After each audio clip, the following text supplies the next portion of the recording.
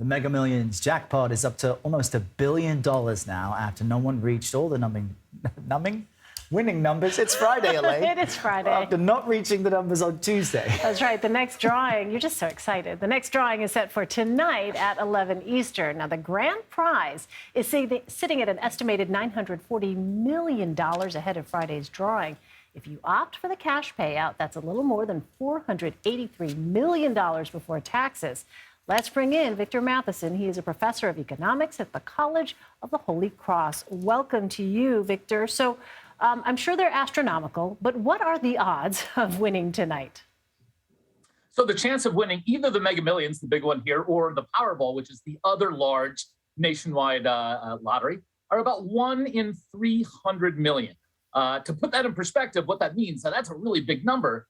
To put it in perspective, a typical person who is a golfer would have about a 1 in 15,000 chance of making a hole-in-one on a particular hole. So winning the Powerball or the Mega Millions is like getting two hole-in-ones in a row when playing golf.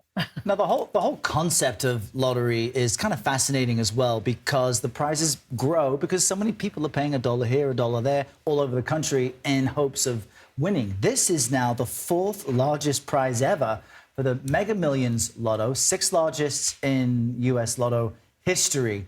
Why, in your view, do we keep seeing these numbers get so astronomically large? Well, very specifically, the Multi-State Lottery Association has engineered the Mega Millions to generate these giant jackpots with a couple things they've done over the past decade. Number one, it's now a nationwide lottery, so everyone everywhere in the country can buy this, which means there's a lot of people contributing to the jackpot. Second thing they've done is they've made these tickets not just $1, but $2, which means the jackpot grows twice as fast as it did a decade ago. And the third thing they've done is they've made it harder to win that jackpot.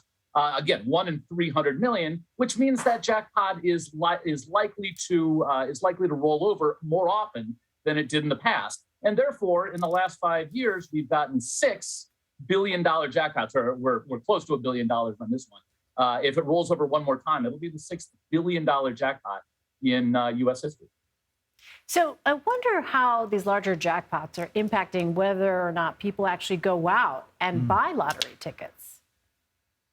So far they do, right? The reason that they made these jackpots so hard to win and so they would get so big is because of the excitement here. Again, you guys don't do a story about the jackpot when it only gets to $100 million, right? But it gets to $1 billion, and now we're talking some real money, right? And so that really does generate a lot of excitement. The number of ticket buyers today is likely to be roughly 15 times the number of ticket buyers in a typical drawing when the jackpot is a mere $20 million.